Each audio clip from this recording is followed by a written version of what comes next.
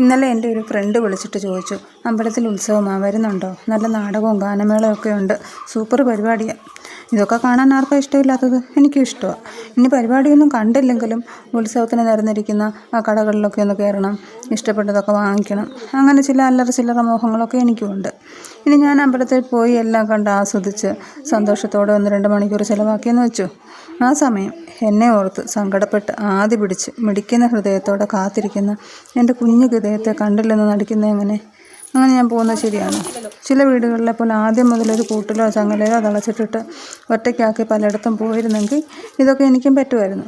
നമ്മളെ ആശ്രയിച്ച് ജീവിക്കുന്ന ഒരു ജീവൻ്റെ മനസ്സ് വേദനിപ്പിച്ചിട്ട് നമ്മൾ നേടുന്ന സന്തോഷത്തിന് എന്ത് നീതിയാണ് ഉള്ളത്?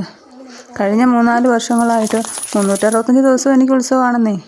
എൻ്റെ ഉത്സവം ഈ മുറ്റത്താണെന്ന് മാത്രം.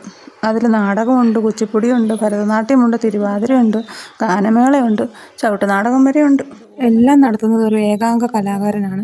ആസ്വദിക്കാൻ ഒരേ ഒരു കാണിയും. ഇത് കണ്ടോ, എൻ്റെ കുഞ്ഞിൻ്റെ തോർത്താണ്. കുഞ്ഞ് സ്വന്തമായിട്ട് ഡിസൈൻ ചെയ്ത തോർത്ത്. എന്ന് വെച്ച് നിങ്ങൾ വിചാരിക്കരുത് കുഞ്ഞ് എല്ലാ തുണിയും എടുത്ത് ഇങ്ങനെ ചെയ്യുമെന്ന്. സോറി, കുഞ്ഞ് അന്യൻ്റെ മുതലൊന്നും എടുക്കത്തില്ല. ഇത് മോൻ്റെയാണ്, മോൻ്റെ സ്വന്തമാണെന്ന് പറയുന്ന തുണികൾ മാത്രമേ കുഞ്ഞ് ഡിസൈൻ ചെയ്യാറുള്ളൂ.